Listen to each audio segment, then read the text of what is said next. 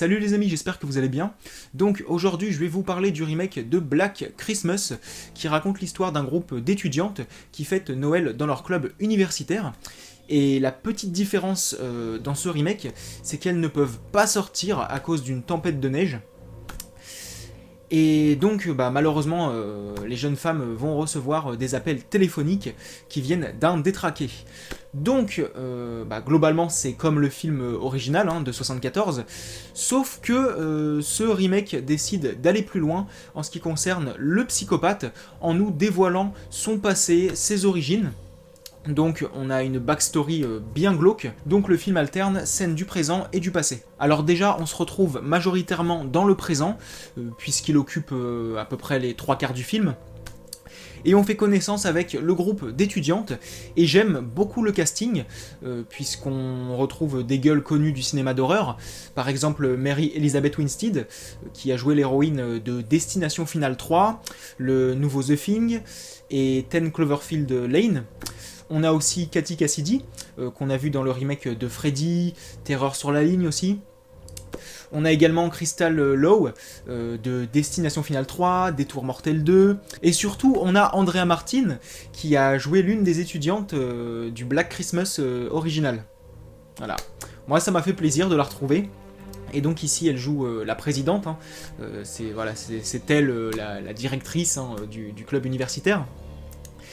Et donc j'aime beaucoup les actrices, puisqu'elles ont de la prestance, de la classe. Voilà, j'aime beaucoup leur façon de se poser, de s'exprimer, les gestes qu'elles adoptent quand elles parlent, quand elles fument, ou même quand elles dégustent du vin. Donc des actrices qui ne sont pas non plus exceptionnelles, mais elles s'investissent. Alors après, il y a d'autres actrices que j'ai beaucoup aimées, parce qu'elles avaient aussi de la classe, mais je ne pense pas les avoir vues dans d'autres films d'horreur. Mais voilà, donc moi je trouve que le casting est très intéressant. Pour moi, ils ont fait un bon choix. Enfin voilà, on se retrouve avec ces personnages dans le présent, une partie qui est un slasher classique, mais soigné. Alors déjà visuellement je trouve que c'est magnifique, et c'est également le cas en ce qui concerne la partie qui se déroule dans le passé, mais bon, je vous parlerai de celle-ci après. Donc déjà, la photographie, je l'ai trouvée sublime. Voilà, la colorimétrie, là, on a des couleurs vives, et puis la baraque elle est super bien décorée, alors clairement ils se sont tués pour la déco, et ça fait plaisir. On a les cadrages, la façon de filmer, on a des plans qui sont bien léchés, et on a également justement des plans en fait qui se concentrent sur des détails. Voilà, vous ne verrez jamais ce film qui présente peu de plans et des vues globales, générales en fait des scènes. Clairement, ils ont pris le temps de filmer des détails, que ce soit dans les scènes d'action ou les scènes de dialogue, pour filmer du coup les objets, la déco de la maison. Et c'est ça que j'aime beaucoup. Vraiment, ils n'ont pas été flemmards là-dessus, ils se sont montrés minutieux. En ce qui concerne l'ambiance, au départ, on se sent bien, puisqu'on sait que c'est la fête, grâce à la déco, aux chansons de Noël, et puis on voit les étudiantes entre elles. Mais on sent qu'il y a une alchimie entre les actrices. Et c'est ça que j'aime beaucoup. Et du coup, la fête est au rendez-vous. Voilà, on assiste à une soirée très très très sympa. Puis après, l'ambiance tourne au vinaigre, ça devient inquiétant, déjà à cause des appels téléphoniques malsains, mais il y a aussi du voyeurisme. Voilà, on a le détraqué qui observe les étudiantes, notamment une qui prend sa douche. Voilà, ça devient inquiétant. Et l'un des gros points forts du film, c'est son rythme. Je ne me suis pas ennuyé, mais c'est aussi quelque chose qui peut se montrer handicapant, dans la mesure où, quand les choses se déroulent trop vite, on n'a pas forcément le temps de savourer le tout à 100%. Par exemple, j'aurais voulu que la confrontation finale soit un peu plus tendue. Voilà, j'aurais voulu qu'elle soit un peu plus longue de 5 minutes, quoi. Bon, pour ceux qui ont vu le film, ça peut paraître long. Je ne sais pas, enfin dites-moi ce que vous en pensez, mais j'aurais voulu quand même, voilà, pour moi 5 minutes de plus n'aurait pas été de refus. Voilà, j'aurais voulu que ce soit quand même, qu'il y ait plus de tension, parce que je trouve justement que la fin est vite expédiée quand même. Et pour ça, je préfère le montage américain, et justement, je voulais vraiment vous en parler de ça. C'est que ce Black Christmas de 2006 a 2 montages. Alors en France, on a ce DVD là, qui propose donc le montage européen, et on a le montage américain, donc le DVD est zone 1, donc il ne marchera pas dans les lecteurs DVD Blu-ray européens, du coup. Donc ce DVD propose les 2 montages. Alors, je pensais que le montage américain avait un doublage français, puisque là, voilà, c'est un DVD canadien. Et en fait, non, il y a juste le montage européen qui est en français.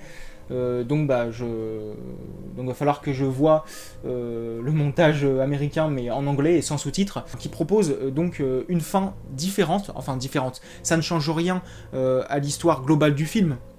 Les faits sont à peu près les mêmes, mais la fin est un peu plus poussée, voilà, c'est un peu plus élaboré, et on a l'une des étudiantes qui meurt différemment. Voilà.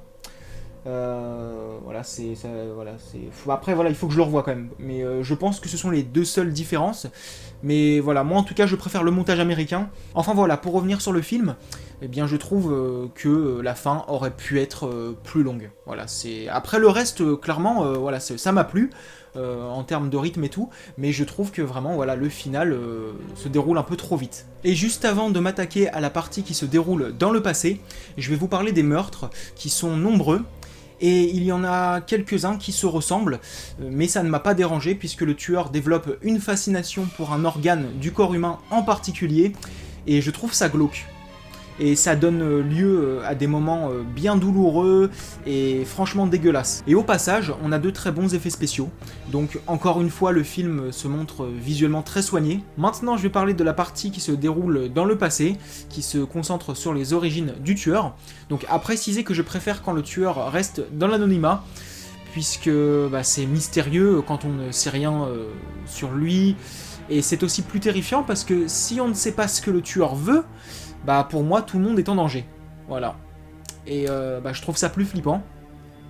Sauf que dans ce remake, là, on nous propose quand même une histoire bien glauque sur le passé du tueur. Et c'est ça que j'aime, c'est que quand c'est tordu, quand c'est glauque, ça prend du relief. Et ici, dans ce remake, je trouve que cette histoire est bien mise en scène. Enfin voilà, quand on se retrouve dans le passé, eh bien on retrouve le même style visuel que celui du présent. C'est-à-dire qu'on retrouve la même photographie, les mêmes types d'effets spéciaux, donc à l'ancienne, voilà, c'est gore, c'est violent. Et puis voilà, les couleurs sont très vives, voilà, c'est un univers très bariolé. Mais au niveau de l'ambiance, ça reste assez différent quand même, puisque là on retrouve une famille, des personnages qui sont assez froids les uns envers les autres. Et l'ambiance est assez pesante, voilà, c'est assez tendu. Donc le fait d'alterner séquences du passé et du présent m'a beaucoup plu. Et c'est surtout avantageux pour le rythme du film, puisque dans le présent, le tueur reste dans l'ombre pendant un moment, avant de foutre le bordel total chez les étudiantes. Et pour nous faire patienter, on a décidé de nous livrer des scènes du passé où il y a rapidement de l'action. Par contre, cette alternance passé-présent m'a déçu à un moment, seulement un moment, voilà. C'est quand on éradique très vite un personnage étrange qui est fasciné par le passé du tueur. Puisque à un moment donné, dans le passé, on assiste à un événement important, et après on revient dans le présent, et pour nous présenter en fait le fameux personnage étrange dont je vous parle. Et on nous fait croire qu'il a un lien avec le tueur, sauf que pas du tout. On l'éradique carrément du récit, et ça m'a saoulé en fait, parce que je me dis mais pourquoi est-ce que vous nous balancez quelque chose d'ambigu si c'est pour ne pas aller jusqu'au bout. Voilà, clairement j'étais frustré en fait, parce que je me dis ça aurait pu compliquer les choses pour les autres étudiantes en fait, quand elles feront face au tueur. Et en fait non. Donc en conclusion, Black Christmas est un slasher que j'ai trouvé jouissif, grâce à son rythme. Et c'est mise à mort trash et violente aussi. Et c'est un film que j'ai également trouvé magnifique. Voilà, c'était sublime grâce à sa facture visuelle. Clairement, pour moi, voilà, c'est un produit de luxe hein, qu'on a. C'est vachement léché, c'est bien décoré, c'est bien photographié, enfin c'est bien filmé, il y a tout. Enfin, je n'ai rien à dire, visuellement c'est juste magnifique. Et c'était aussi glauque hein, grâce à la backstory du tueur. Et malgré une tension voilà, un peu légère quand même dans son final et le gâchis d'un personnage ambigu, c'est un film que j'ai trouvé fun, attachant, voilà, je l'ai bien aimé et je lui donne la note de 7,5 sur 10. Et je tiens à préciser que j'ai une préférence pour les films qui mettent en scène des personnages majoritairement féminins, puisque depuis la nuit des temps, on nous présente la femme comme une pauvre petite chose, incapable de se défendre s'il n'y a pas d'homme avec elle. Et donc là, je trouve ça très intéressant de les voir évoluer, de les voir se battre, etc. Donc voilà. Donc n'hésitez pas à me dire ce que vous avez pensé du film, et puis je vous remercie d'avoir accordé du temps à ma vidéo, et puis je vous dis à très bientôt, salut!